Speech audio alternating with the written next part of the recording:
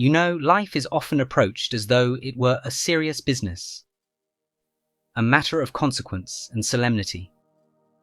We wake each day burdened with the weight of responsibilities, goals, and the ever-looming shadow of failure, as if existence were a ledger to be balanced.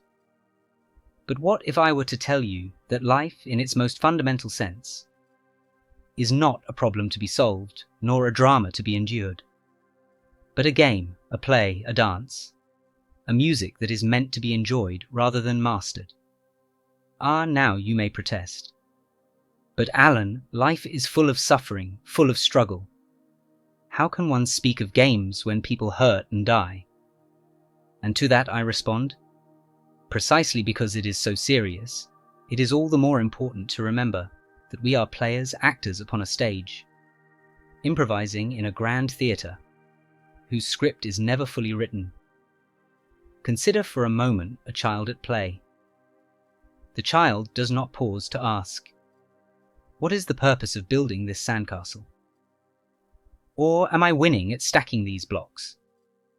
The joy is in the act itself, the feel of sand slipping through fingers, the precarious thrill of balance, the laughter at a collapse. And yet, somehow, in the adult world, we lose this instinct, this fluidity, as though the rules of reality had been rewritten to enforce gravity upon our minds rather than our bodies. Life, you see, is like that sandcastle. Fragile, impermanent, beautiful. And the moment we grasp it too tightly, insisting that it must last, we ruin it. What I wish to draw your attention to is a subtle, almost imperceptible shift.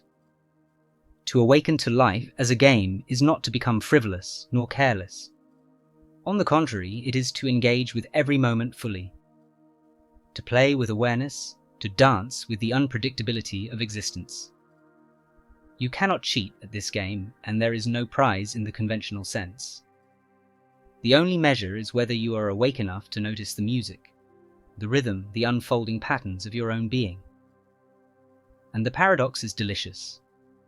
The more you relax, the more present you become.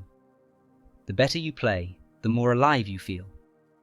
Imagine, if you will, life as a vast, ever-changing river. You might try to dam it, to control its flow, to force it into a straight and narrow channel. But the river will laugh at your efforts. It will twist, turn, meander, and sometimes flood, sweeping away everything you thought permanent. Yet, if you approach the river as a kayaker approaches the rapids, with skill, attentiveness, and a sense of delight, each bend becomes an adventure, each rapid a lesson, each calm pool a moment of reflection. The game is not about conquering the river. It is about moving with it, learning its currents, and discovering the joy that lies in the dance itself. Now, the trick, if you can call it that, is to understand that most of us have been taught the wrong rules. Society, tradition, and even our own minds insist that life is a linear pursuit. Accumulate, achieve, secure, defend. We measure ourselves by success, by accolades, by the solidity of our possessions, and yet, in doing so, we miss the very point of the game. You see, the game is not something to be won in the way one wins a race or a championship. It is something to be experienced, something to be inhabited fully. With all of our senses, with all of our emotions. I remember once reading about a monk who spent decades in rigorous meditation, seeking enlightenment. And yet he realized that he had been approaching it as though it were a puzzle to be solved, rather than a life to be lived. The moment he began to laugh at himself, to play, to approach each breath with curiosity rather than expectation, he discovered the very insight he had been seeking all along. Isn't that the way with life? The very thing we grasp at so desperately. Happiness, fulfillment, understanding, reveals itself most vividly when we stop trying so hard, when we allow ourselves to move with the flow, when we play. And play is not mere frivolity. It is the art of living. The painter does not fret over the permanence of each brushstroke. He revels in the dance of colour across canvas. The musician does not worry about the next note being correct. She listens, responds, improvises. Life asks of us nothing less than this: attention, responsiveness, creativity. And yet, unlike the canvas or the score, life never repeats itself. There is no practice stage, no rehearsal. Each moment is both the game and the playground, the teacher and the lesson, the question and the answer. So, you may ask, how does one awaken to this game? How does one learn to play? It begins with noticing.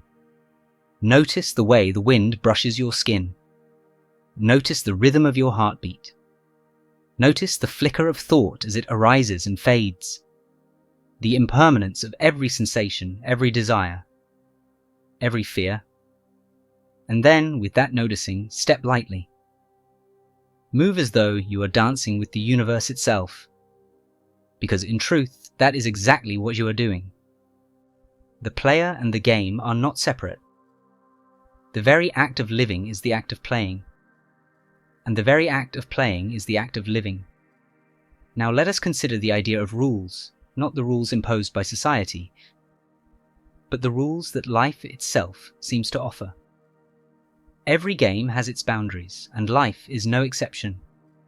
You cannot step outside the laws of nature, nor ignore the consequences of your actions.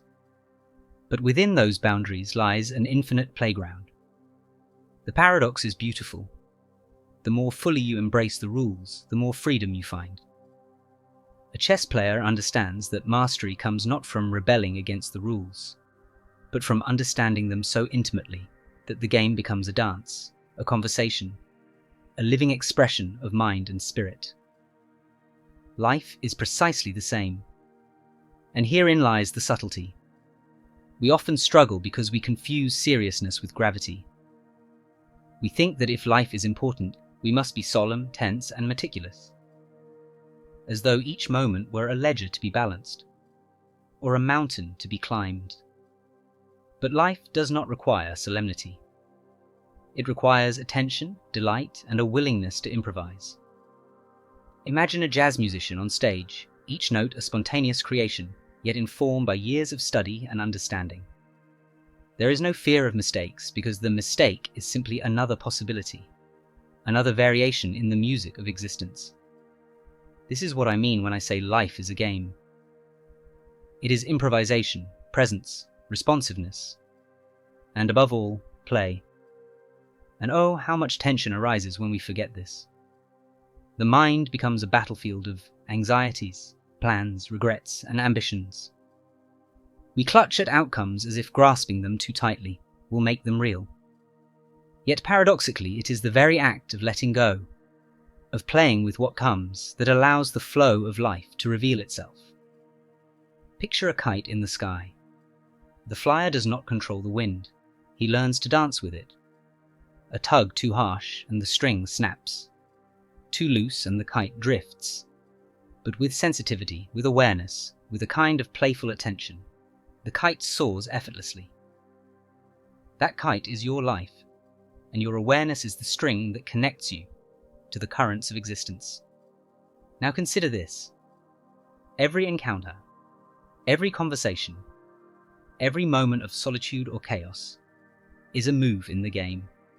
There is no ultimate score, no final victory. There is only the ongoing experience of playing, sometimes gracefully, sometimes clumsily, sometimes laughing at your own missteps. And yet even the missteps are part of the beauty. Life, after all, is not a test to be passed. It is a symphony to be played, and each of us is both composer and musician, improvising with infinite possibilities. Now let us turn our attention to the art of awakening to this game. Not as a distant ideal, but as something you can step into right now. At this very moment, awakening begins with a simple but profound shift. To stop treating life as a problem to be solved, and instead to treat it as an experience to be explored. You see, most people live as though they are behind a glass wall, watching the world rather than participating in it. They try to control, to manipulate, to predict.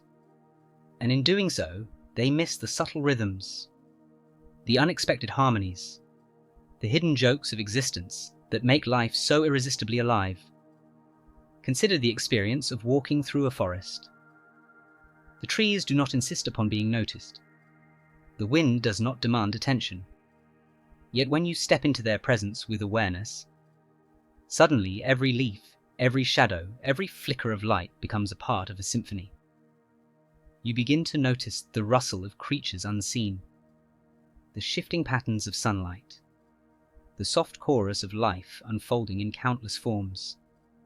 To awaken to life is to cultivate this same sensitivity in every moment, not just in forests, but in streets, in conversations, in the rhythm of your own breathing.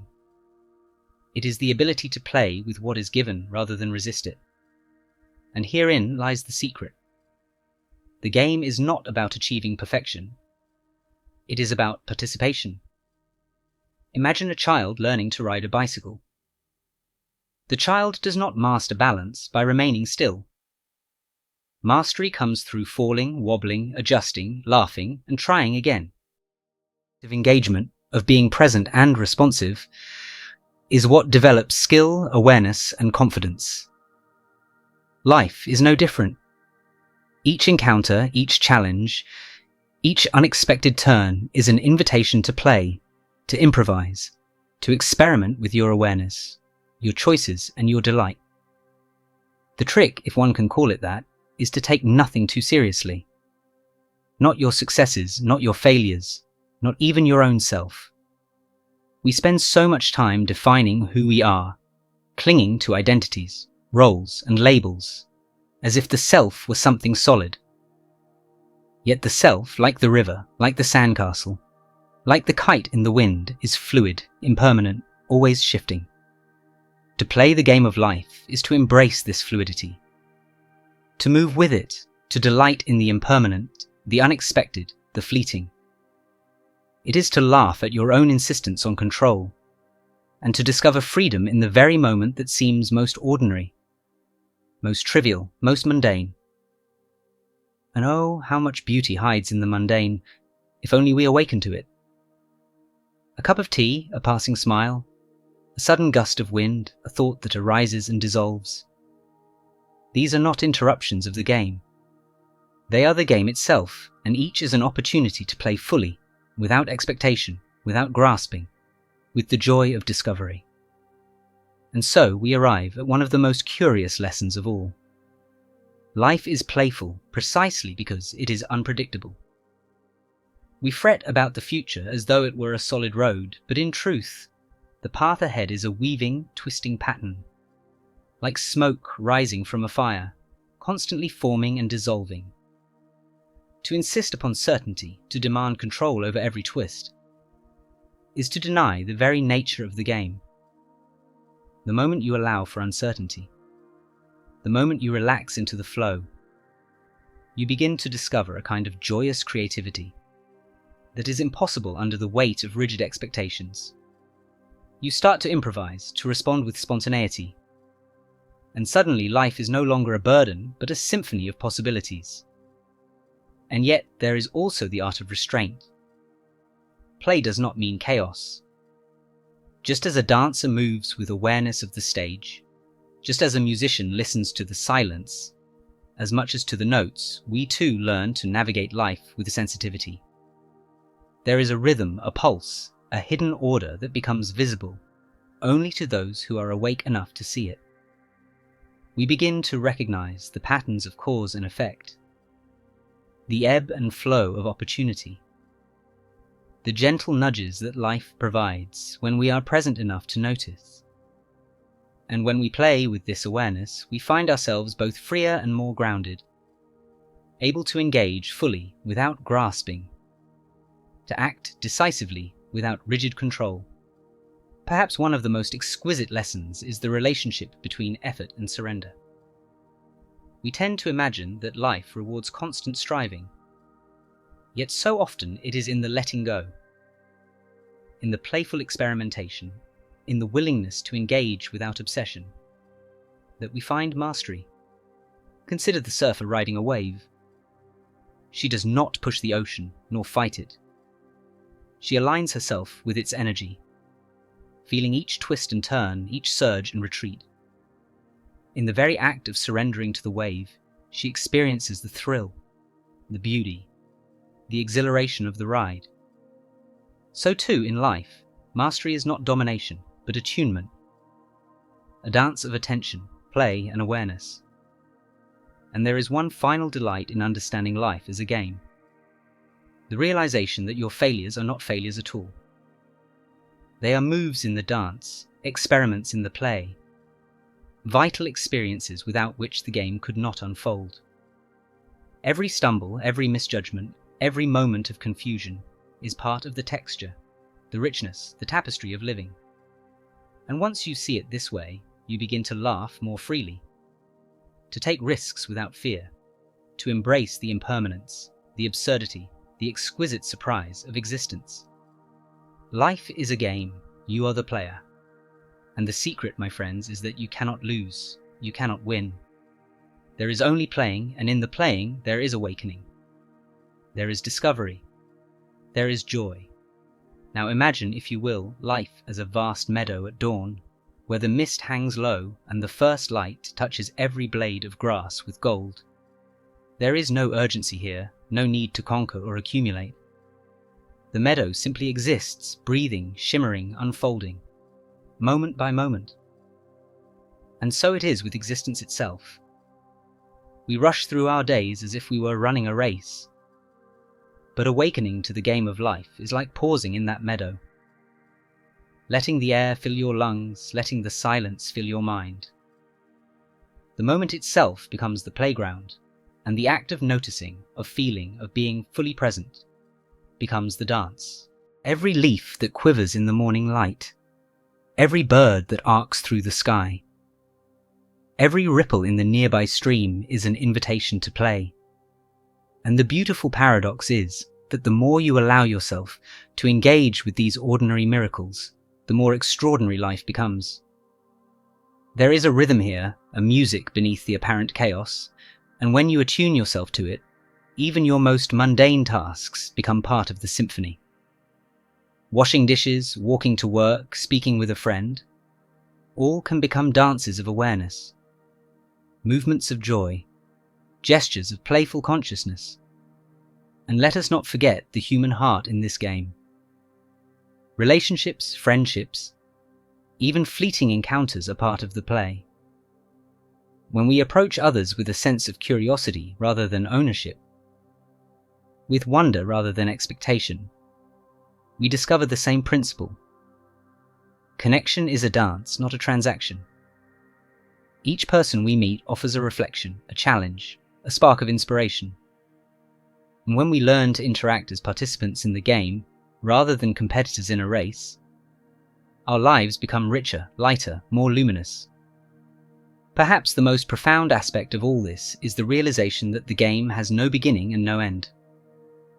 Birth, death, success, failure, joy, sorrow, they are all moves on the board, shifts in the melody, waves on the ocean. And in this awareness, fear dissolves. We no longer clutch at permanence, nor resist change. We flow with it. We improvise, we dance, we play. So here, in the quiet of your own awareness, you may begin to glimpse the truth. Life is not something to be fixed or controlled. It is not a burden, nor a problem, nor a ladder to climb. It is a game, a magnificent, mysterious, infinite game.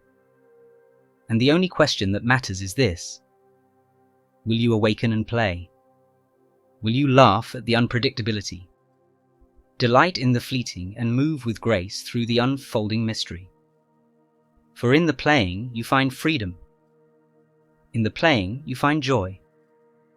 In the playing you find life itself.